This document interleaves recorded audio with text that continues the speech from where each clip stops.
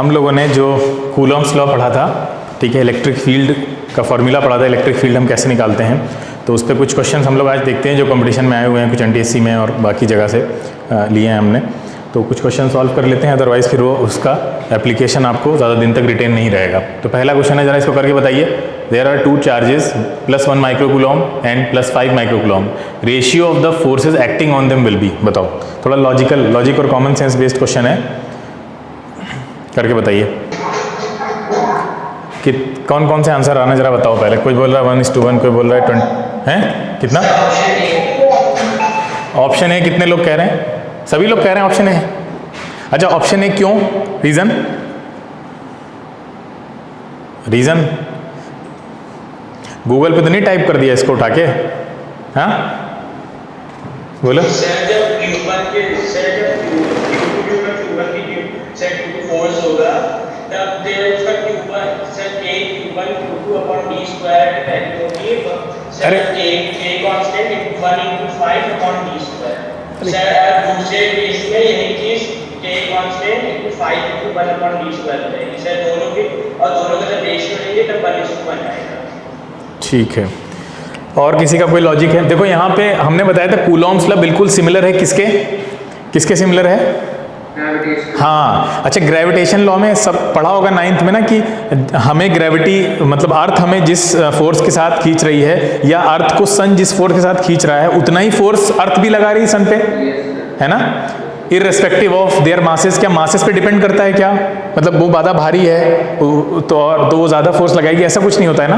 बोलो, तो सेम यहाँ पे भी यही केस होना है। दोनों जो चार्जेस रखे हुए हैं +1 और +5, ठीक है, ये ज्यादा है मैग्नीट्यूड में, लेकिन उससे कोई लेना देना नहीं, यहाँ पे नहीं है। इक्वल फोर्स लगेगा दोनों पे, ठीक है, तो इक्वल फोर्स लगेगा तो रेशियो क्या निकल के आएगा? 1:1। बोलो, क्लियर है सबको? ये मतलब प्योरली, हाँ बेटा, हाँ, मैं कह रहा हूं कि जैसे अगर मान लो यहाँ पे ग्रेविटेशन फोर्स की बात कर रहा होता तो आप क्या कहते कि अर्थ मुझ पर जितना ग्रेविटेशनल फोर्स लगा रही है उतना ही मैं लगा रहा हूं, या मैं कम लगाऊंगा क्योंकि मैं छोटा हूं? बोलो, अगर मेरे और अर्थ के बीच ग्रेविटेशनल फोर्स का कंपैरिजन किया जाए तो जितना मैं अर्थ पर लगा रहा हूं उतना ही अर्थ लगा रही है, अर्थ मुझसे ज्यादा लगा रही है, अर्थ ज्यादा लगा रही है? अरे दोनों इक्वल, मतलब इक्वल अमाउंट में फोर्स लगता है ना, जो ग्रेविटेशन का फोर्स होता है। जितने अमाउंट से आप जुपिटर को अट्रैक्ट कर रहे हैं, ठीक है, उतने ही अमाउंट से जुपिटर आपको कर रहा है। बोलो, सेम अमाउंट से होगा ना फोर्स ग्रेविटी का, इक्वल मैग्नीट्यूड का, इक्वल एंड अपोजिट। बस यहीं पे कॉमन सेंस लगाना है, यहाँ पे भी वही रूल लगना था। यहाँ पे दो चार्जेस हैं, अलग अलग मैग्नीट्यूड के हैं, लेकिन दोनों एक दूसरे को इक्वल एंड अपोजिट फोर्स यहाँ पे भी लग रहा होगा दोनों का, ठीक है। तो दोनों का जो फोर्स है वो बिल्कुल बराबर होगा। बराबर फोर्स होगा तो रेशियो निकालोगे तो क्या आएगा? 1:1 ही तो आएगा। बोलो, ठीक है? नहीं आया समझ में? बोलो बेटा, आ गया? ठीक है, आगे चलते हैं। नेक्स्ट क्वेश्चन कह रहा है, a body has 80 microcoulombs of negative charge, number of additional electrons on it will be again, ठीक है, simple question of common sense and logic. लगाइए लॉजिक कॉमन सेंस अपना, है याद किसी को? हाँ, इसीलिए कहते हैं बेटा ये छोटी छोटी चीजें हैं, उनको याद मतलब रट्टा मार लेना ही चाहिए, क्योंकि वो एग्जाम में बहुत अच्छे से काम आती है। मतलब इसमें क्या रटने वाला है, कुछ भी तो नहीं है। 6.25 इंटू 10⁻18। अच्छा, एक कूलॉम में इतने हैं, एक कूलॉम में, बोलो, एक, ये कह रहे हैं 80 माइक्रोकूलॉम, 80 माइक्रोकूलॉम के बराबर। A body has 80 microcoulomb of negative charge. 80 microcoulomb of negative charge का मतलब क्या है पहले बताओ? वो भी नेगेटिव। तो पूछ रहा है नंबर ऑफ एडिशनल इलेक्ट्रॉन कितने होंगे। एक कूलॉम होता तो इलेक्ट्रॉन इतने होते, बोलो इतने ही होते ना। माइक्रोकूलॉम और कूलॉम में क्या रिलेशन होता है?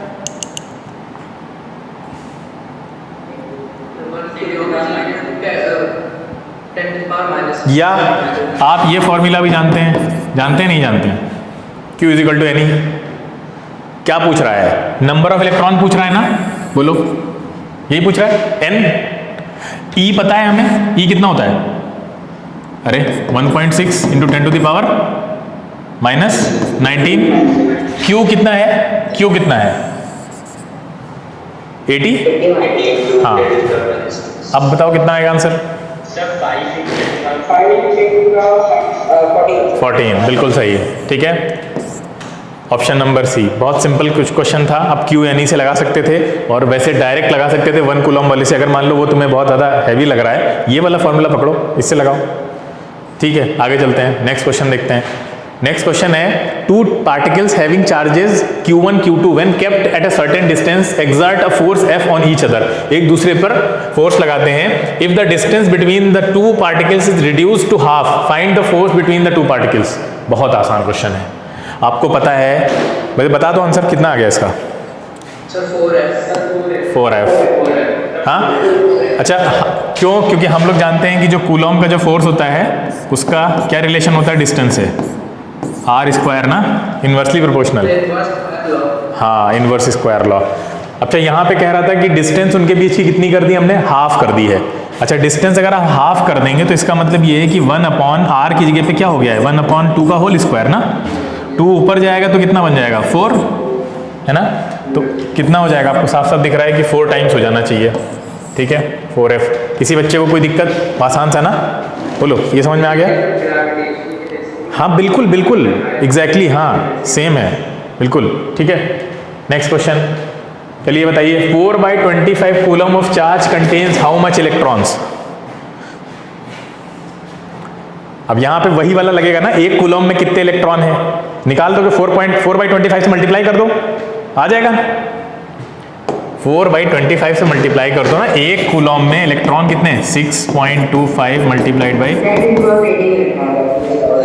तो ये 4 बाई, क्या इससे आ जाएगा, है ना, बोलो, ये जाएगा, ये 2 आएगा नीचे, ठीक है।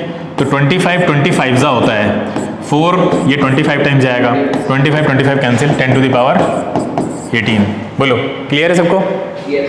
हाँ, ये वैसे ये कैलकुलेशन ओरल अगर नहीं हो रहा है तो बहुत दिक्कत की बात है। आपको इस लेवल पे आना है कि ये कैलकुलेशन ओरल करने की आदत हो जाए, या एक लाइन में हो जाए, मतलब एक लाइन लिखनी पड़े, कैलकुलेट हो गया। अगर इतनी जल्दी ये क्वेश्चन हो रहा है तब तो आप कंपटीशन के लिए कहीं ना कहीं तैयार हैं, रेडी हैं। अगर नहीं हो रहा है तो अभी आपको इस पर काम करना है। आसान क्वेश्चंस को कर लेना बहुत बड़ी बात नहीं होती है, आसान क्वेश्चंस को जल्दी करना बड़ी बात होती है, ठीक है। टाइम लगे तो मुश्किल क्वेश्चन में लगे। अभी NTSC स्टेज 2 का हम जब पेपर आपको अभी सॉल्व होकर आ जाएगा यूट्यूब पे, तो आप देखिएगा उसमें किस लेवल के क्वेश्चंस हैं, और उन क्वेश्चंस को भी आसानी से किया जा सकता है। मतलब उसके लिए भी अलग मेथड है, एक तरीका है करने का कि उनको भी जल्दी कर सकते हैं, क्योंकि टाइम तो स्टेज 2 में भी कम रहता है, वहाँ बढ़ा नहीं देते ना टाइम। देखते हैं, if Q is equal to 2 coulomb and force on it is F is equal to 100 Newton, then the value of field intensity will be। बहुत आसान क्वेश्चन है, ओरल हो जाएगा, बताओ कितना होगा। कल ही बताया है फॉर्मूला, हाँ काफी लोग कर ले रहे हैं। देखो कल फॉर्मूला क्या बताया था इलेक्ट्रिक फील्ड का, F/Q। हाँ, दूसरा क्या फॉर्मूला था, एक और था, याद है वो किसी को? दूसरा फॉर्मूला क्या था, अगर आपको F नहीं दिया है तो फॉर्मूला क्या था, जब रेडियस दी हो तो, ये सॉरी डिस्टेंस दी हो तो, हाँ ये R² या Q²। हाँ, ये इसमें कंफ्यूजन ना हो कि Q² कर दो उठा के। ये देखिए E is equal to F/Q, F कितना दिया हुआ है 100 एंड Q दिया है 2, तो आपका ये न्यूटन में होगा, ये कूलॉम में है, तो 50 न्यूटन पर कूलॉम। खत्म, आगे चलते हैं, नेक्स्ट क्वेश्चन। हाँ, ये क्वेश्चन अच्छा है, लगाओ थोड़ा इसमें दिमाग, common sense, pure common sense से हो जाएगा। ये इस क्वेश्चन को करने के 2 तरीके हैं, एक कॉमन सेंस वाला है, दूसरा अभी आपने पढ़ा नहीं है वो तरीका, पढ़ तो चुके हैं 9th में, आप पढ़ चुके हैं। अच्छा, कुछ बच्चों को याद आ रहा है, हमने जब पहली DPP दी थी इलेक्ट्रिसिटी की 9th में जब थे, उसमें क्वेश्चन था, किसी को याद आ रहा है? जब स्कूल में क्लास स्टार्ट हुई थी, जब फिजिकली, हाँ याद आया होगा, ये क्वेश्चन उसमें था। चला करके बताओ।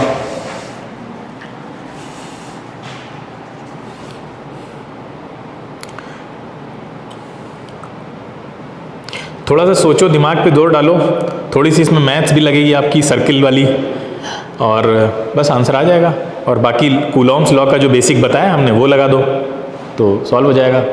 बहुत ज़्यादा दिमाग इधर उधर का लगाने की कोशिश करोगे ना तो फिर ख़त्म हो जाएगा, कुछ बचेगा नहीं। बहुत सिंपल है ये, सिंपल लॉजिक लगाओ। क्वेश्चन पढ़ते हैं क्या कह रहा है। In the electric field of charge Q another charge is carried from A to B। देखो एक इलेक्ट्रिक फील्ड है चार्ज Q की, ये बनी है ना इलेक्ट्रिक फील्ड चार्ज Q की, देखो सेंटर पे रखा हुआ चार्ज, इसकी इलेक्ट्रिक फील्ड ये बनी हुई है चारों तरफ आपके, ठीक है। ये देखिए इसकी ये इलेक्ट्रिक फील्ड है। फिर कह रहा है एक दूसरे चार्ज को लाया गया है A टू B, एक A से B पर, ये देखिए यहाँ पे लाया गया, फिर उसी चार्ज को A से C पर ले जाया गया, फिर उसी को A से D पर ले जाया गया, उसी को A से E पर ले जाया गया। क्या पूछ रहे हैं, then work done will be, कहाँ पे वर्क डन मिनिमम होगा, AB पे मिनिमम होगा, AD पे मिनिमम होगा, AE पे मिनिमम होगा, आखिरी क्वेश्चन में कह रहे हैं सब जीरो होगा। सर जीरो होगा। Reason logic, sir delta V की वैल्यू जीरो होगी एंड वर्क डन होता है डेल्टा V। हाँ ठीक है, तो ठीक है, ये तरीका क्वेश्चन करने का सिंपल था कि आप अगर पोटेंशियल डिफरेंस का लगाएंगे, आपको पिछले साल पढ़ाया था हमने कि वर्क डन क्या होता है, पोटेंशियल डिफरेंस कैसे निकालते हैं, वर्क डन डिवाइडेड बाई, कैसे निकालते हैं, एक चार्ज को एक पॉइंट से दूसरे पॉइंट पे ले जाने में जो किया गया, हाँ W/Q, वो तो एक तरीका है। अच्छा बताओ, उसके अलावा एक और हमने बताया ना कि लॉजिक और कॉमन सेंस से भी, अगर आपको वो नहीं आता है फिर भी आप इसको कर सकते हैं, वो तरीका बताओ कोई लोग। अगर आपको पोटेंशियल डिफरेंस का कॉन्सेप्ट नहीं आता है, मान लेते हैं आपने 9th में नहीं पढ़ा, जैसे CBSE के बच्चों ने नहीं पढ़ा 9th में, तो अब वो कैसे कर सकते थे, वो भी कर सकते थे, अदरवाइज हम इस क्वेश्चन को इंक्लूड ही नहीं करते ना, तो पोटेंशियल डिफरेंस के बाद पढ़ाते इसको। बताओ क्या है, अरे अभी हमने कूलॉम्स लॉ पढ़ा है ना कूलॉम्स लॉ। अब एक बात बताओ, इस यहाँ पे जो चार्ज रखा है, इस चार्ज पे जो फोर्स है वो इसकी वजह से लगेगा ना, ये लगाएगा ना इसके ऊपर, बोलो, अरे यही तो लगाएगा जो सेंटर पे रखा है, इसी की इलेक्ट्रिक फील्ड है ना। अब यहां से इसके बीच की डिस्टेंस कितनी है बताओ, r, रेडियस सेंटर पे रखा है, हाँ, इनके बीच पे जब चार्ज यहां पे रखा होगा तो वो रेडियस ये है, यानी इनके बीच की दूरी, कूलॉम्स का लॉ लगाएंगे K(Q1Q2)/r², बोलो यही होगा ना। यहां से अगर हम निकालते हैं यहाँ का, अब एक चीज देखिए आप, ये कह रहे हैं क्वेश्चन में, ध्यान से सुनना, ये क्वेश्चन में क्या कह रहे हैं कि हम चार्ज को उठा के कहां से कहां ले गए, A से B पे ले गए। अब तुम लोग बताओ, अब जब ये B वाले पे फोर्स लगाएगा तो फिर R आ जाएगा यहाँ पे, R तो सेम रहेगा ना, फिर सेम फोर्स लगेगा ना यहाँ पे भी, बोलो। अच्छा यहां से उठा के B से C पे ले गए, अब बताओ ये वाली डिस्टेंस फिर R हो जाएगी, है ना, फिर सेम फोर्स लगेगा, क्योंकि चार्ज का मैग्नीट्यूड तो नहीं बदल रहा है और उनके बीच की डिस्टेंस भी नहीं बदल रही है, तो कूलॉम का फोर्स कैसे अफेक्ट होगा, वो तो उन्हीं दोनों चीजों पे डिपेंड करता है ना, directly proportional to the magnitude of charge and inversely proportional to the square of the distance between them. तो ये R, अब बताओ D पे ले गए तो क्या R चेंज हो गया, बोलो नहीं। अच्छा E पे ले गए तो R चेंज हुआ, नहीं हुआ। तो बताओ, अब तुम बता सकते थे ना कि कहीं पे ले जाओ कोई काम नहीं हो रहा है क्योंकि सेम फोर्स लग रहा है, तो वर्क डन हर केस में कैसा होगा, जीरो ही होगा। नहीं समझे, बोलो, बात समझ में आई। हाँ, हम ये कह रहे हैं कि यहां से जब ये यहां पे रखा था A पे, ठीक है, ये चार्ज मान लो स्मॉल q था, ये जब A पे रखा तो जो कैपिटल Q इसके ऊपर फोर्स लगा रहा है वो क्या होगा, capital Q into small q/r², यही होगा ना, K भी ले लो, बोलो यही फोर्स होगा ना। जब ये यहां पे रखा है तो यही फोर्स लगता है ना कूलॉम्स लॉ में, K(Q1Q2)/r², यही लिखा ना हमने, बोलिए। अब आपने देखा जो R है वो क्या है, मान लो इसको हमने कैपिटल R मान लिया था, तो कैपिटल R रख देते हैं यहाँ पे। अब बताइए जब इसको A से B पे ले गए तो क्या फोर्स चेंज हुआ, A से B पे ले गए तो अब यही बड़ा वाला Q इस छोटे वाले Q पे यही सेम फोर्स लगाएगा ना, निकाल लो, सेम फोर्स हुआ भाई, Q1 Q2 फिर रखोगे capital Q into small q/r²। अब यही पे जब इस वाले Q को आप C पे ले गए फिर वही फोर्स है, क्योंकि बीच की डिस्टेंस चेंज नहीं हो रही है और मैग्नीट्यूड भी नहीं बदल रहा है, आप कहीं पे भी ले जाइए, है ना, बोलो, बात समझ में आई। तो कोई फोर्स पे अफेक्ट हो ही नहीं रहा है, तो क्या पूछ रहा था, तो वर्क डन क्या हुआ, वर्क डन तो जीरो है ना, कुछ भी नहीं हो रहा ना वर्क डन। क्लियर है, बात समझ में आई। हाँ, दूसरी चीज क्या थी कि ये अब जब पोटेंशियल डिफरेंस आप पढ़ेंगे तो उसमें इनको जो इस बराबर दूरी पर चार्ज को अगर आप रख रहे हैं तो इसको बोलते हैं इक्वी पोटेंशियल पॉइंट्स। क्या बोलते हैं? Equi potential points. यानी हर जगह पोटेंशियल बराबर है, बी पे रखो चाहे सी पे रखो चाहे डी पे रखो चाहे ई पे, क्योंकि ये डिस्टेंस बराबर है उस सेंटर वाले चार्ज से, तो ये इक्वी पोटेंशियल पॉइंट्स हैं। इक्वी पोटेंशियल पॉइंट्स हैं तो वर्क डन जीरो होगा, ठीक है, हर जगह। तो उस वाले आप कॉन्सेप्ट से भी समझ सकते हैं इसको, और वो आपको नहीं भी आता है तो आप देख रहे हैं कि डिस्टेंस चेंज नहीं हो रही है, डिस्टेंस चेंज नहीं हो रही है तो फोर्स कहीं पे चेंज नहीं हो रहा है, और फोर्स चेंज नहीं हो रहा है इसका मतलब क्या है? वर्क डन कुछ किया ही नहीं जा रहा है। अगर उतना ही फोर्स यहाँ पे है, उतना ही यहाँ पे, उतना ही यहाँ पे, तो आपने काम क्या किया? कुछ भी नहीं। क्लियर है? आगे चलें। नेक्स्ट कह रहा है 2 identical metallic spheres are given plus Q and minus Q charge respectively. एक को प्लस क्यू दिया गया, एक को माइनस क्यू दिया गया। अब बताओ क्या होगा? ये भी लॉजिक कॉमन सेंस का क्वेश्चन है पूरे तरह से। क्या होगा? 4 ऑप्शन है आपके आगे। पहला ऑप्शन है both spheres have equal masses. दूसरा है the positively charge sphere mass will be less than negatively charge sphere mass, ठीक है। तीसरा है the change in their masses depends on the magnitude of charge, and D both B and C. क्या होगा? Both B and C. A अब देखो ए जो लोग बोल रहे हैं, अब यहाँ पे इसीलिए कहते हैं कॉमन सेंस यूज करो। एक को प्लस दिया गया, एक को माइनस दिया गया। अब प्लस देना, प्लस क्यू तो किसी को नहीं दे सकते ना आप, क्या प्रोटॉन दे देंगे किसी को आप? हाँ, इलेक्ट्रॉन निकाल लिए तो मास कम हो जाएगा। इलेक्ट्रॉन का अपना मास होता है, बोलो। इलेक्ट्रॉन निकाल लिए तो मास कम हो गया, तो इक्वल मासेस तो नहीं बचे। ऑप्शन ए तो किसी हाल में सही नहीं हो सकता। दूसरा ऑप्शन कह रहा है द पॉजिटिवली चार्ज स्फीयर का मास कम होगा नेगेटिवली चार्ज स्फीयर से। ये बात सही है? बी वाली हाँ बिल्कुल सही है। सी वाला कह रहा है the change in their masses depends on the magnitude. बिल्कुल सही बात है। कितने मैग्नीट्यूड का चार्ज दे रहे हैं आपने, कितने इलेक्ट्रॉन निकाले, 2 निकाले, 4 निकाले, 10 निकाले, इस पे डिपेंड करेगा ना। तो ये भी सही है। तो इसका मतलब ये है कि दोनों सही है। बोलो क्लियर है सबको? हाँ समझ में आई? नेक्स्ट चलते हैं अगले क्वेश्चन पे। A charge Q is placed at the centre of the line joining two equal charges Q, ठीक है, such that the system is in equilibrium, then the value of Q is. बताओ, 2 charges हैं Q और Q, इनको जो line join कर रही है वो सेंटर से ही पास हो रही होगी इन दोनों के, ठीक है। कहाँ रखा है? प्लेस्ड एट द सेंटर, यहाँ पे कहीं रखा है बीच में। ये है scenario, such that the system is in equilibrium, then the value of Q is. Equilibrium का मतलब क्या है? इक्विलिब्रियम का मतलब ये है कि ये बीच वाला Q ना इधर जा रहा है ना इधर जा रहा है, यही मतलब है ना। बोलो, इसका मतलब ये है कि ये वाला चार्ज इसको अगर इधर कोई फोर्स लगा रहा है और ये वाला इधर लगा रहा है, तो ये दोनों एक दूसरे के इक्वल एंड अपोजिट होने चाहिए फोर्सेस, तभी तो इक्विलिब्रियम होगा। इक्विलिब्रियम की कंडीशन आपको हमने बताई थी, क्या होती है? एफ नेट क्या होना चाहिए उसके लिए? 0। हाँ, कोई नेट फोर्स नहीं, एक्सेलरेशन 0 होता है इक्विलिब्रियम की कंडीशन में। इसका मतलब इस बीच वाले Q पर लगने वाले दोनों फोर्सेस, इन दोनों की वजह से जो लग रहे हैं, इस दोनों Q की वजह से, वो दोनों इक्वल एंड अपोजिट होने चाहिए, तभी तो कैंसिल आउट करेंगे ना एक दूसरे को, तभी यहाँ पे एफ नेट 0 आएगा। अदरवाइज तो ये किसी ना किसी तरफ खिसक जाएगा। बोलो, अब तो करो कि बता दो कितना आएगा आंसर।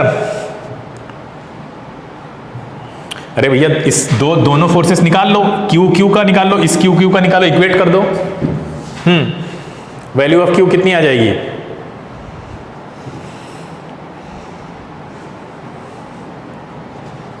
बताइए।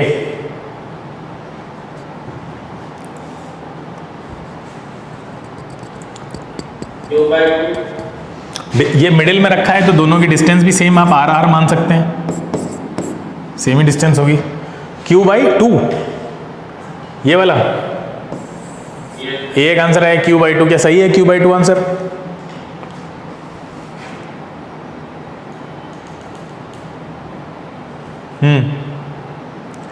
बाकी लोग बताएं कितना आंसर आएगा। ये बहुत आसान क्वेश्चन है, ये लगवाओगे क्वेश्चन?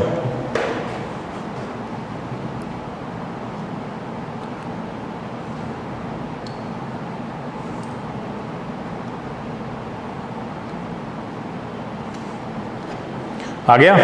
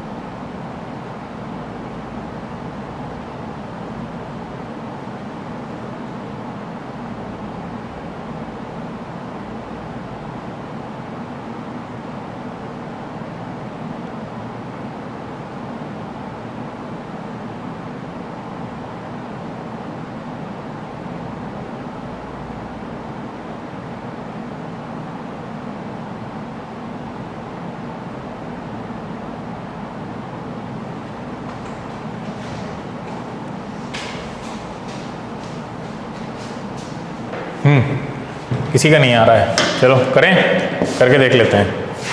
पहला क्या होगा बताओ, F1 कितना होगा, F1 कितना होगा,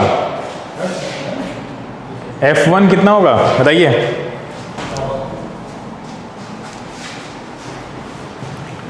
अरे पहला वाला फोर्स कितना लग रहा होगा, एक तो ये दोनों चार्जेस एक दूसरे पे लगा रहे हैं फोर्स, वो कितना होगा, Q अपॉन कितना होगा ये बताओ। हाँ 4r² लिख देते हैं डायरेक्ट, K को लिख देते हैं यहाँ पे डायरेक्ट। अच्छा F2 बताओ, F2 कितना लग रहा होगा, बोलिए।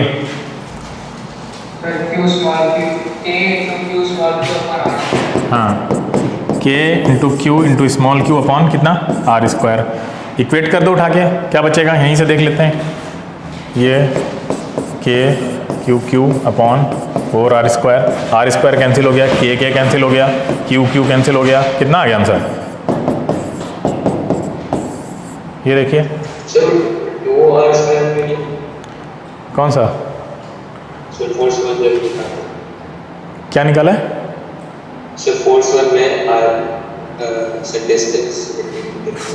टू इसलिए क्योंकि ये मतलब ये बीच में रखा है ना, तो हमने इसको आधे को r मान लिया, इसको मान लिया। एक ये इन दोनों के बीच जो फोर्स लग रहा होगा और इन दोनों के बीच जो फोर्स लग रहा है, उन दोनों फोर्सेस को इक्वेट कर दिया। ठीक है, तो आंसर हमारा आ गया Q/4।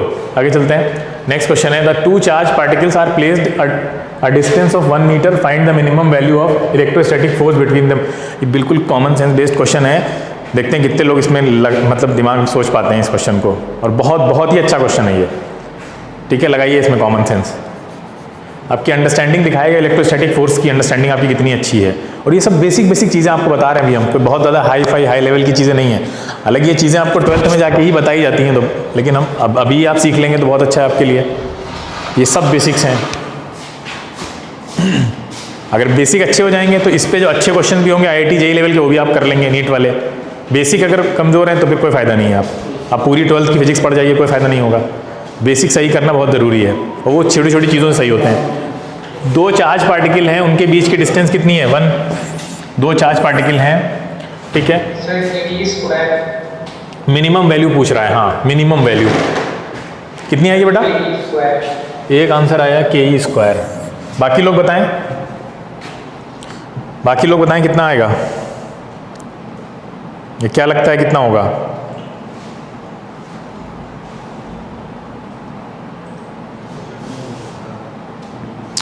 अरे फॉर्मूला हम जानते हैं ना, क्या होता है formula, F = Ke² Q1 Q2 on r²। Minimum value का मतलब क्या है, डिस्टेंस 1 है, ये 1 हो गई। मिनिमम वैल्यू क्या हो सकती है, आपको पता है चार्ज की मिनिमम वैल्यू क्या होगी, E होगी ना। E से छोटा तो नहीं एग्जिस्ट करता है, आधा E, ठीक है, तो नहीं हो सकता, तो E होगा। Q2 भी E हो सकता है मिनिमम, तो क्या आएगा आंसर यहाँ पे, Ke²। क्लियर है सबको ये बात, बोलो। हाँ नेक्स्ट क्वेश्चन पे आते हैं जल्दी। अगला क्वेश्चन देखो क्या कह रहा है, particle of mass m carrying a charge Q1 is revolving around a fix charge, ठीक है, -Q2 in a circular path of radius r, calculate the period of revolution and its speed also. ये अच्छा question है, ठीक है, ये अच्छा question है, और यहाँ पे आपकी सर्कुलर मोशन का भी कॉन्सेप्ट यूज होगा। सबसे पहले देखते हैं, एक पार्टिकल है मास m, उसके पास एक चार्ज है Q1, वो रिवॉल्व कर रहा है एक फिक्स चार्ज के अराउंड। फिक्स चार्ज बीच में होगा यहाँ पे कहीं, है ना, और इसके अराउंड ये ऐसे रिवॉल्व कर रहा है। कौन रिवॉल्व कर रहा है, Q1, है ना, ये इसके अराउंड रिवॉल्व कर रहा है ये ऐसे। अब आप सब जानते हैं सर्कुलर मोशन के लिए आपको कौन से फोर्स की जरूरत होती है, कौन सा फोर्स चाहिए होता है सर्कुलर मोशन के लिए, ये बताओ भाई। Centripetal force. सेंट्रीपिटल फोर्स नहीं होगा तो सर्कुलर मोशन नहीं होगी। अब ये देखना होता है कि सेंट्रीपिटल फोर्स प्रोवाइड कौन करा रहा है। अगर आप धागे में कोई पार्टिकल बांधकर ऐसे ऐसे नचाते हैं तो वहां पे सेंट्रीपिटल फोर्स कौन देता है, पढ़ाया था हम, टेंशन देता है। अर्थ आपकी सन के चारों तरफ घूम रही है तो उसको सेंट्रीपिटल फोर्स कौन दे रहा है, ग्रेविटेशनल फोर्स। अब ये बताओ, ये चार्ज इसमें घूमता रहे, इसको सेंट्रीपिटल फोर्स कौन देगा, जो सेंटर की तरफ लगेगा। यहीं पे दिमाग लगाना है आपको। हाँ बोलो कौन देगा, नहीं, इनको कौन देगा? इलेक्ट्रोस्टैटिक फोर्स देगा भाई। दो चार्जेस के बीच में जो कूलॉम्स लॉ में क्या होता लगता है? इलेक्ट्रोस्टैटिक फोर्स देगा। बस यही समझना था इस क्वेश्चन में। आपको इलेक्ट्रोस्टैटिक फोर्स ही वो फोर्स देगा। कौन सा फोर्स देगा? इलेक्ट्रोस्टैटिक फोर्स, यानी K Q1 Q2 upon R square. ये किस फोर्स की तरह यहाँ पे बिहेव करेगा? किस फोर्स की तरह बिहेव करेगा सर्कुलर मोशन में ये इलेक्ट्रोस्टैटिक फोर्स? Centripetal force. और उसकी वैल्यू क्या होती है? mv square upon R। यहां से v निकल आएगा। बोलो, वेलोसिटी चाहिए ना हमको, स्पीड कितना निकलेगा यहां से v? v बताइए निकाल के। वेलोसिटी कितनी आएगी? R कैंसिल हो जाएगा। v की वैल्यू कितनी आ गई? v स्क्वायर की वैल्यू हो गई आपकी कितनी? K Q1 Q2 upon R into M। बोलो, तो v क्या आ गया? रूट में K Q1 Q2 upon RM। ये आ गई आपकी वेलोसिटी। आपसे पूछ रहा था period of revolution. Circular motion में पीरियड ऑफ रेवोल्यूशन कैसे निकालेंगे? टाइम पीरियड, टाइम कैसे निकालेंगे? क्या होता है फॉर्मूला? बहुत आसान। अरे सर्कुलर मोशन में कैसे टाइम निकालेंगे? एक राउंड पूरा करने में टाइम कितना लगा? Total distance upon speed. भाई स्पीड डिस्टेंस टाइम का फॉर्मूला लगाएंगे ना, सिंपल सा। तो कैसे निकलेगा यहाँ पे टाइम? बोलो, एक पूरा राउंड 2 पाई आर अपॉन नीचे क्या आएगा? स्पीड। बोलो, 2 पाई आर बाई वी होगा ना। सर्कुलर मोशन का अगर टाइम पीरियड निकालना है तो 2 पाई आर क्या है? 2 पाई आर एक सर्कमफेरेंस, यानी एक चक्कर में उसने एक सर्कमफेरेंस पूरी की जो कि 2 पाई आर होती है, डिवाइडेड बाई उसकी स्पीड। स्पीड अभी हमने निकाली यहाँ पे, देखो इसको यहाँ पे पुट करो, कितना आ जाएगा आंसर आपका? 2 पाई आर और स्पीड यहाँ पे आप पुट कर देंगे तो आपकी वैल्यू आ जाएगी K Q1 Q2 upon RM। हाँ, ये क्वेश्चन है, ये अच्छे लेवल के क्वेश्चन हैं, लेकिन उनको भी आप कर सकते हैं अगर आपका कॉन्सेप्ट अच्छा है। अगर आपको पता है कि सर्कुलर, अब देखो इन्होंने इलेक्ट्रोस्टैटिक में सर्कुलर मोशन घुसेड़ दिया, ठीक है, और वहाँ आपसे स्पीड डिस्टेंस टाइम भी पूछ लिया नीचे लाकर, तो ऐसे वो कॉन्सेप्ट्स को इंटरमिंगल कर देते हैं, ठीक है। तो ये इंटरडिसिप्लिनरी अप्रोच आपको पढ़ने में अपनानी होती है कि आपको एक कॉन्सेप्ट से दूसरे कॉन्सेप्ट में स्विच करना है तो आपको दोनों कॉन्सेप्ट पता होने चाहिए। सर्कुलर मोशन का कॉन्सेप्ट इसमें लगा दिया, आपको पता होना चाहिए सर्कुलर मोशन कराने के लिए जो फोर्स जिम्मेदार है वो है सेंट्रीपिटल फोर्स, लेकिन यहाँ पे देगा कौन? उसको कौन प्रोवाइड कराएगा? तो इन दोनों चार्जेस के बीच में जो फोर्स लगता है वही प्रोवाइड कराएगा। वो कौन सा है? वो है इलेक्ट्रोस्टैटिक फोर्स। वो कैसे निकलता है? कूलॉम्स लॉ से। वो हमने निकाला, उसको इक्वेट कर दिया सेंट्रीपिटल फोर्स के, जो कि होता है mv स्क्वायर अपॉन R। ये आपका अभी 10th की बुक में ही लिखा होगा। नहीं है, अगर अब तक देखा था आपने तो आप देख लीजिए, याद कर लीजिए इसको, इतना कम से कम पता होना चाहिए, बाकी डिटेलिंग इसकी आप 11th में पढ़ेंगे ही। तो ये यहाँ से अब क्या हुआ? mv स्क्वायर अपॉन R के बराबर किया तो हमें वेलोसिटी मिल गई। वेलोसिटी मिल गई तो क्या पता, अब हमें टाइम पीरियड निकालना आसान हो गया कि हमें एक सर्किल में चली गई डिस्टेंस डिवाइडेड बाय उसकी वेलोसिटी। तो डिवाइड किया हमने तो हमें टाइम पीरियड निकल के आ गया ये, ठीक है। आगे चलते हैं, ठीक है। थोड़ा नया क्वेश्चन था, कई सारी नई चीज़ें इसमें देखने को मिली होंगी। इसको वीडियो को देखिएगा दोबारा, ठीक है। अगर ये क्वेश्चन में फिर भी कोई दिक्कत होती है तो हम अगले टर्न पे इसको फिर से डिस्कस कर लेंगे, ठीक है। अब इस कॉन्सेप्ट की बेसिस पे और क्वेश्चंस भी पूछे जा सकते हैं, तो अगर ये क्लियर है तो आगे सब क्वेश्चंस हो जाएंगे। चलिए ये बताइए कैसे होगा। 5 point charges each of value Q plus Q coulomb are placed on 5 vertices of a hexagon of side L metre. The magnitude of the force on a point charge of value minus Q coulomb placed at the center of the hexagon is। क्या लगता है हो जाएगा question ये? 5 point charges हैं, hexagon की बात कर रहा है, तो पहले हेक्सागन बना लेते हैं। हेक्सागन कैसे होता है? हेक्सागन कुछ इस तरह से बनता है, सही बना है? ऐसे ही होता है, बोलो। हाँ, अब हेक्सागन पे क्या रहा है? 5 पॉइंट चार्जेस को रखा गया है कि, और उनका मैग्नीट्यूड क्या है? Plus Q plus Q plus Q plus Q plus Q plus Q, 5 हो गए, एक खाली है। और क्या कह रहा है? साइड सबकी हेक्सागन में साइड सबकी बराबर होगी ना, बोलो। ये भी L, ये भी L, ये तो क्लियर है ना? अच्छा, ये भी पता होगा ना हेक्सागन में सेंटर से ये सब क्या बनाते हैं? इक्विलेटरल ट्रायंगल बनाते हैं, नहीं पता? हाँ, ये सब इक्विलेटरल ट्रायंगल बनाते हैं, ध्यान से सुनो। अच्छा, इसका मतलब ये भी L होगा, ये भी L होगा, है ना? अंदर भी सब, हाँ अब ये कह रहे हैं कि एक पॉइंट चार्ज रखा है -q कूलॉम का, कहाँ रखा है? यहाँ रखा है सेंटर पे, तो रख देते हैं सेंटर पे -q कूलॉम का चार्ज। फिर कह रहे हैं कि क्या निकालना क्या है हमें? ईच ऑफ वैल्यू क्या निकालना है इसमें? Magnitude of the force, magnitude of the force निकालना है। ये देखिए, अब बताओ क्या होगा, कोई ट्राई करे थोड़ा बहुत, क्या लगता है क्या होगा? काफी हिंट है, हेक्सागन दे दिया है तो उससे बहुत हिंट मिल रही है यहाँ पे। अब उस हिंट को आप कितना जल्दी कैप्चर करते हैं और अप्लाई करते हैं, ये है।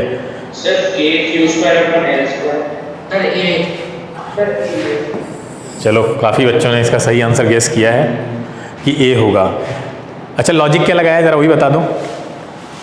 ऑपोजिट साइड्स के चार्जेस एक दूसरे को वो कैंसिल आउट करते हैं। हाँ बिल्कुल, अपोजिट साइड के चार्जेस एक ही लाइन पे काम कर रहे हैं तो ये क्या करेंगे, एक दूसरे को कैंसिल आउट कर देंगे। बिल्कुल सही लॉजिक लगाया कि ये -q पे इधर भी +q लग रहा है, इधर भी लग रहा है, तो ये यहाँ का ये पूरा कैंसिल आउट हो गया। अच्छा, इसी तरह से ये एक लाइन में दोनों तरफ लग रहे हैं इक्वल एंड अपोजिट, ये कैंसिल आउट हो गए। अब ये दोनों अगर कैंसिल आउट हो गए तो मान लीजिए अगर हम इसको ऐसे मिटा देते हैं, ये गायब हो गया, ठीक है, ये इस तरह से हैं। क्या करो बेटा, 0 क्यों नहीं हुआ आंसर है, ये पूछ रहे हो? हाँ, तो अभी देखते हैं ना, पहले सॉल्व तो कर रहे हैं ना। हाँ, अब देखो, अब आपके पास क्या बचा? अब सिर्फ एक चार्ज बचा हुआ है ना, ये वाला, और ये वाला जो चार्ज है वो उसको किधर खींचेगा? उधर की तरफ, उधर की तरफ खींचेगा ना। तो दो चार्जेस हैं, उनके बीच की डिस्टेंस L है, कूलॉम्स लॉ हमें आता है, निकाल लेंगे, है ना। कूलॉम्स लॉ से आपने निकाला k/q1, के दोनों -q + q हैं तो kq² हो जाएगा अपॉन L²। बिल्कुल सिंपल है, ठीक है। ये बिल्कुल लॉजिक और कॉमन सेंस से क्वेश्चन हो जाता है। आप जब 12th में जाएंगे तो आपको एक तरीका बताया जाएगा इसको करने का, उसको कहा जाता है सुपरपोजिशन मेथड। सुपरपोजिशन मेथड का मतलब ये होता है, वो क्या करते हैं समझ लीजिए खाली, वो क्या करेंगे कि यहाँ पे हम दोबारा से लाइंस बना देते हैं पहले इस तरह से। तो उसमें क्या किया जाता है कि आपसे कहा जाएगा कि यहाँ पे आप एक +q मान लीजिए और एक -q मान लीजिए। जैसे हम मैथ्स में नहीं करते हैं, मैथ्स में हम लोग क्या करते हैं, जैसे x/y लिखा है तो ऊपर 2 और नीचे 2 से मल्टीप्लाई कर दो, कोई इक्वेशन में चेंज नहीं आता है ना, ओवरऑल ऐसा करते हैं ऊपर नीचे। तो यहाँ पे भी आप +q -q मान के क्या ओवरऑल नेट इफेक्ट क्या होगा, वो तो 0 ही रहेगा यहाँ पे। हाँ, अब देखो, अब थोड़ी देर के लिए इस -q को भूल जाओ, +q वाले को पिक्चर में ले आओ। अब सोचो +q वाले को जब आप पिक्चर में ले आए तो पूरे का नेट इफेक्ट सारे का 0 हो गया, सब बैलेंस हो गया ना। यहाँ भी +q, यहाँ भी +q, यही तो खाली था, खाली ये वाला भी हमने खाली जगह भर दी, तो ये सब कैंसिल आउट हो गया। अब फाइनली आपके पास बचा क्या एंड में, बताओ एंड में क्या बचता है हमारे पास? ये सब मिटा देते हैं हम, ये भी मिटा देते हैं, ये भी सब कैंसिल आउट हो गए सारे चार्जेस। अब देखिए, ये -q और ये -q, ये बचा ना, बोलो। अब ये दोनों, इन दोनों के बीच की डिस्टेंस कितनी? L, ठीक है, क्लियर है। तो ये सही तरीका है इस क्वेश्चन को करने का। पिछले वाले में माइनस भी आंसर में आ रहा था नहीं? अरे हाँ, जबकि यहाँ माइनस नहीं है। इस वाले केस में माइनस आएगा क्या आंसर में? नहीं आएगा। तो वो जो मेथड है वो हीट एंड ट्रायल मेथड उसको कहा जाता है, मतलब तुक्का लगाओ आंसर आ जाएगा। हाँ, अगर एग्जामिनर इतना चालाक हुआ और उसने उठा के एक ऑप्शन दे दिया आपको, कौन सा भी चारों में से एक ऑप्शन क्या दे सकता है वो, -kq² अपॉन L² दे सकता है, तो उस केस में फिर आपका आंसर गलत होने की भी पॉसिबिलिटी हो जाएगी। क्योंकि यहाँ पे ऑप्शंस बहुत पुअर दिए हुए हैं तो फिर आपका हीट एंड ट्रायल मेथड भी काम करिएगा। तो ये सही तरीका है करने का। अब जब इसको आप निकालते हैं तो ये आपका कितना आएगा, -q अपॉन L², साथ में k तो रहता ही है, ठीक है। तो ये माइनस प्लस हो जाए तो ये आ जाएगा। बोलो, समझ में आया सबको? हाँ बेटा, आवाज़ आ ही नहीं रही है सही, तुम जो कुछ भी बोल रहे हो थोड़ा जोर से लाउडली बोलो। क्या पूछ रहा है?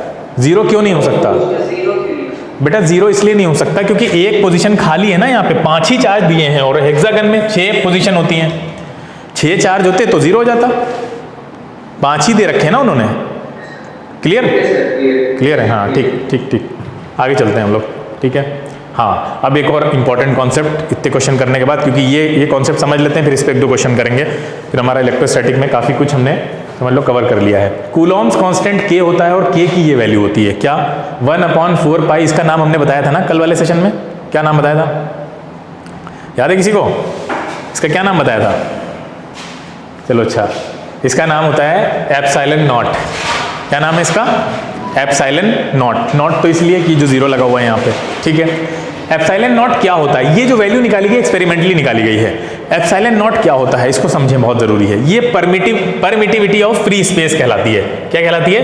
Permittivity of free space. Permittivity का मतलब ये होता है, जैसे कि हमने लाइट में रिफ्रैक्शन में क्या पढ़ा था कि लाइट एक मीडियम से दूसरे मीडियम में जा रही है, तो मीडियम चेंज होने की वजह से लाइट की जो स्पीड है उसको हर मीडियम अच्छे से परमिट नहीं करता है, आने नहीं देता है ना, मतलब उसकी स्पीड वहाँ पे कम हो जाती है ना, बोलो। और उस चीज़ को मेजर करने के लिए फिर कौन सी क्वांटिटी आ जाती है, बताओ कौन मेजर? रिफ्रैक्टिव इंडेक्स आ जाता है। और हाँ बिल्कुल, और रिफ्रैक्टिव इंडेक्स हर मीडियम का अलग अलग होता है, बोलो। हाँ, और एयर का या वैक्यूम का रिफ्रैक्टिव इंडेक्स जो होता है वो हम लोग क्या लेते हैं, उसको एज अ रेफरेंस लेते हैं, ठीक है। यहाँ पे भी बिल्कुल वही केस है। क्या होता है ये एप्सिलॉन नॉट? ध्यान से सुनना, एप्सिलॉन नॉट क्या होता है, बहुत आसान है समझना। जैसे हमने दो चार्जेस लिए Q1 और Q2, इनके बीच की डिस्टेंस है d, ठीक है। ये चार्जेस को, इन चार्जेस के बीच में एक फोर्स लगेगा। कौन सा फोर्स लगेगा? Electrostatic force. और उसको हम कैसे निकालते हैं? कूलॉम्स लॉ से निकालते हैं। अगर ये चार्जेस एयर में रखे हैं, ठीक है, तो उनके ऊपर कुछ फोर्स लगेगा, वही कूलॉम्स लॉ से हम निकाल लेंगे। इसी सेम पूरे चीज़ को, पूरे सिस्टम को उठाकर हम ले जाकर पानी में रख दें अगर, पूरे सिस्टम को, तो अब जो फोर्स आएगा निकल के वो नहीं होगा जो एयर में लग रहा था। क्यों? अब इसमें मीडियम पार्टिकल्स इंटरवीन करेंगे। वाटर के जो मीडियम पार्टिकल्स हैं वो इसमें आके घुसेंगे इनके बीच में, और इनके बीच का जो अट्रैक्शन है उसको कम करने की कोशिश करेंगे। अल्टीमेटली किसको कम करने की कोशिश करेंगे? फोर्स को कम करने की कोशिश करेंगे। बात समझ में आ रही है? तो अब यहाँ पे देखो बिल्कुल उसी तरह समझ में आ रहा है ना। एयर में लाइट की स्पीड कुछ होती है, वाटर में जाता है तो वाटर के पार्टिकल आकर उसकी स्पीड को कम कर देते हैं, डेंसिटी, ऑप्टिकल डेंसिटी की वजह से। यहाँ पे भी वही केस है। इस पूरे सिस्टम को अगर आप ऑयल में रख दीजिए उठा के, इसी तरह से ग्लास में रख दीजिए उठा के, मतलब ऐसे मीडियम अगर आप चेंज करते चले जाइए तो आपको जो फोर्स मिल रहा है वो सेम नहीं होगा ना हर केस में। बोलो, इतना समझ में आ रहा है? क्योंकि वो मीडियम पार्टिकल बीच में घुसेंगे और Q1 Q2 के बीच जो दूरियां हैं या जो अट्रैक्शन फोर्स काम कर रहा है उसको कम करने की कोशिश करेंगे। अब कितना कम करेंगे ये कौन फैक्टर है जो डिटरमाइन करता है, उसको हम बोलते हैं एप्सिलॉन नॉट। एप्सिलॉन नॉट जो है वो ये परमिटिविटी ऑफ फ्री स्पेस है, यानी ये एयर में बता रहा है कि एयर के पार्टिकल कितना परमिट करते हैं कि ये दो चार्जेस के बीच में अट्रैक्शन फोर्स लगेगा। जितना परमिशन देंगे वो उतना लगेगा। ये permission material to material vary करेगी। अगर वो एयर से वाटर में चला गया तो एप्सिलॉन नॉट नहीं लिखा जाएगा, फिर लिखा जाएगा एप्सिलॉन मटेरियल, EM बोलते हैं हम लोग उसको। यानी अगर दूसरा मटेरियल हो गया एयर के अलावा तो फिर वो मटेरियल का एप्सिलॉन जितना होगा, यानी उसकी जो परमिटिविटी होगी उस पर डिपेंड करेगा कि ये फोर्स कितने से रिड्यूस होगा। बोलो, इतनी बात समझ में आ रही है? नहीं आ रही है? अरे यार, रिफ्रैक्शन तो समझ में आ रहा था। नहीं, रिफ्रैक्शन में स्पीड ऑफ लाइट और रिफ्रैक्टिव इंडेक्स कैसे वेरी करते हैं ये बात समझ में आ रही थी? नहीं, बोलो, ये रिलेशन था वहां, ये तो याद है या भूल गए? याद है, हाँ। अब क्या था? स्पीड ऑफ लाइट, जितना ज्यादा रिफ्रैक्टिव इंडेक्स होगा किसी मटेरियल का उसकी स्पीड ऑफ लाइट उसमें उतनी कम हो जाएगी। बोलो, इतना क्लियर है? हाँ। अगर हम कहें कि किसी मटेरियल का एप्सिलॉन जो है वो जितना ज्यादा होगा उस मटेरियल में फोर्स उतना कम हो जाएगा, तो क्या गलत है? अब साथ समझ में आई?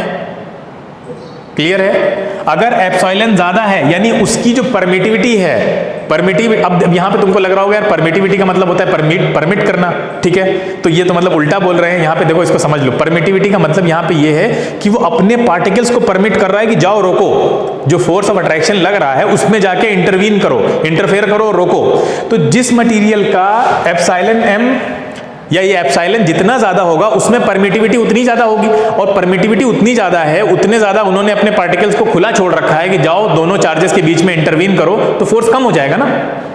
बोलो, ज्यादा इंटरवेंशन होगा, फोर्स कम हो जाएगा। अब बात समझ में आई कि जितना ज्यादा एप्सिलॉन होगा फोर्स उतना कम हो जाएगा। क्लियर? यानी जितना ज्यादा, जैसे यहां पे था, जितना ज्यादा रिफ्रैक्टिव इंडेक्स होगा उतनी ज्यादा लाइट बेंड होगी, यानी मतलब ये है कि उतना ज्यादा स्पीड ऑफ लाइट कम हो जाती है उसमें। बोलो, अब किसी बच्चे को अभी भी कोई कंफ्यूजन नहीं इन दोनों में? क्लियर हो गया? तो एप्सिलॉन जो है वो परमिटिविटी मतलब अपने पार्टिकल्स को कितना खुला छोड़ा है, कितना परमिशन दी है कि जाओ इन दोनों चार्जेस के बीच में जाके फैल जाओ और इनके बीच के जो फोर्स हैं उसको कम करने की कोशिश करो। अब जितना जो ज्यादा फ्री छोड़ेगा, जितना परमिटिविटी जिसकी ज्यादा होगी, उसमें फोर्स उतना ही कम हो जाएगा। इसका मतलब जो फोर्स है और जो एप्सिलॉन है, यानी जो परमिटिविटी ऑफ मीडियम है, वो दोनों का रिलेशन कैसा है? डायरेक्ट या इनवर्स? इनवर्स रिलेशन है। क्लियर है? समझ में आ रही बात? तो इसको समझना कोई मुश्किल काम नहीं है। अब इसी से रिलेटेड एक और चीज सुनो। हम सब जानते हैं कि हमने देखा कि जब हम वाटर से कंपेयर कर रहे थे किसी भी किसी भी मीडियम की जो रिफ्रैक्टिव इंडेक्स था, उसको वाटर से कंपेयर करते थे कि वाटर के कंपैरिजन में कितनी कम है कितनी ज्यादा है, तो उसको हम लोग रिलेटिव रिफ्रैक्टिव इंडेक्स बोलते थे। बोलो हाँ या ना? एब्सोल्यूट बोलते थे। रिलेटिव क्या होता है? रिलेटिव डेंसिटी जैसे होती है, वाटर की डेंसिटी से कंपेयर करो तो रिलेटिव डेंसिटी बन जाती है। अच्छा, रिलेटिव हम लोग क्यों करते हैं? क्योंकि हर एक मीडियम की हमको याद ना रखनी पड़े। हर एक मीडियम की अगर हमको ऐसे याद करनी पड़ गई सबकी, पता चला वाटर की कुछ और होती है, ग्लास की कुछ और होती है, हम सबकी याद करने बैठ रहे हैं। इससे अच्छा है कि हम उसकी रिलेटिव परमिटिविटी निकालें और वो किससे कंपेयर कराएंगे उसको? रिलेटिव परमिटिविटी को किससे कंपेयर कराएंगे? एप्सिलॉन नॉट से, फ्री स्पेस वाली से ना। बोलो फ्री स्पेस से ही तो कंपेयर कराएंगे ना। जैसे हम रिफ्रैक्टिव इंडेक्स ऑफ एयर से कंपेयर कराते थे, है ना, जैसे हम रिलेटिव डेंसिटी ऑफ वाटर से कंपेयर कराते थे ना। क्लियर है ये बात? बोलिए, बात समझ में आ रही है? हाँ, तो ये एप्सिलॉन नॉट से कंपेयर कराएंगे अगर हमें रिलेटिव निकालनी है। तो रिलेटिव के लिए E R is equal to, क्या हम इसको ऐसे लिख सकते हैं? E M divided by epsilon naught. ये समझ में आया? किसी मीडियम में परमिटिविटी को अगर हम कंपेयर करें फ्री स्पेस की परमिटिविटी से, तो वो रिलेटिव परमिटिविटी बन जाती है। क्लियर? भाई डेंसिटी में भी तो यही करते हैं। रिलेटिव डेंसिटी कैसे निकालते हैं? वाटर की डेंसिटी नीचे होती है और किसी पर्टिकुलर सब्सटेंस की डेंसिटी ऊपर होती है। रिफ्रैक्टिव इंडेक्स में भी तो यही करते हैं। बोलो, रिफ्रैक्टिव इंडेक्स में कैसे निकालते हैं? Refractive index medium 2 with respect to 1 क्या लिखेंगे? यहाँ पे ऊपर क्या लिखते हैं हम? 2/1, है ना। तो वही चीज तो यहाँ पे की हमने, देखो ध्यान से। जिससे कंपेयर कर रहे हैं उसको नीचे कर रहे हैं, जो फ्री स्पेस की या एयर की परमिटिविटी है, और मीडियम की ऊपर रखेंगे। इन दोनों का रेशियो हमें रिलेटिव परमिटिविटी दे देगा। क्लियर? लॉजिक वही सेम यूज हुआ है जो आप डेंसिटी निकालने में यूज करते हैं, रिलेटिव डेंसिटी, और जो आप refractive index, relative refractive index निकालने में यूज करते हैं। नीचे हमेशा एयर की या वाटर की लेते हैं आप, यानी डेंसिटी में वाटर की लेते हैं और रिफ्रैक्टिव इंडेक्स में एयर लेते हैं। यहां पे भी एयर ले रहे हैं, परमिटिविटी ऑफ एयर। ऊपर परमिटिविटी ऑफ मीडियम ले लेंगे। क्लियर हुआ? नहीं क्लियर हुआ? बोलो, ज्यादा भारी हो रहा है छोड़ दें? आ रहा है समझ में? बोलिए। है तो आसान, मतलब इसमें कुछ है ही नहीं, इतना भारी है ही नहीं कुछ। आप रिलेट करके, अगर आप रिलेट करके नहीं पढ़ेंगे चीज़ों को तो भारी होता चला जाएगा। आपको लगेगा अरे ये तो कुछ नई चीज़ पढ़ा रहे हैं। कुछ भी नई चीज़ नहीं है। अगर आप इसको रिफ्रैक्टिव इंडेक्स से कंपेयर करें तो कुछ नया है?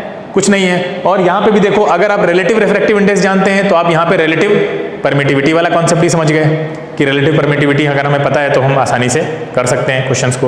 अब आपको मान लीजिए क्वेश्चन कैसे पूछ सकता है आपसे, सपोज करिए दे दिया उसने क्वेश्चन में कि रिलेटिव परमिटिविटी ऑफ वाटर उसने दिया 81, ठीक है, 81 रिलेटिव परमिटिविटी ऑफ वाटर दे दिया, और जो एप्सिलॉन नॉट होता है उसकी वैल्यू आपको वैसे याद रहनी चाहिए। एप्सिलॉन नॉट की वैल्यू होती है 8.85 इंटू 10⁻⁻12। ये जनरल है, फिक्स है, ठीक है, ये वैल्यू चेंज नहीं होनी है।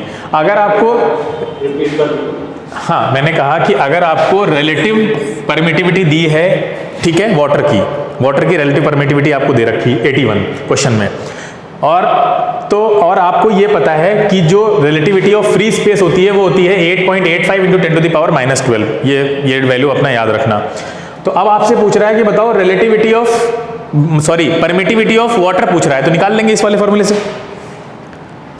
ये दिया हुआ है ना हमको 81, ठीक है, और EM पूछ रहा है हमसे, और नीचे कितना रखेंगे हम? 8.85 इंटू 10⁻⁻12। यहां से हम इजिली निकाल सकते हैं। हमने आपको पिछले टर्म पे एक चीज बताई थी कि जो K की वैल्यू होती है उसको याद कर लो। ये बोलो, बताया था 9 इंटू 10⁻9, याद है? अभी हमने आपसे कहा कि जो K का फॉर्मूला होता है वो 1/4 पाई एप्सिलॉन नॉट होता है। ये आई कहां से, देखो ध्यान से, 1/4 पाई हो जाएगा 22/7, 7 ऊपर ले जाते हैं, ठीक है, ये हो गया, और 1 अपॉन कितना आएगा 8.85 इंटू 10 टू द पावर -12। इसको सॉल्व करो, आपको यही वैल्यू मिलेगी।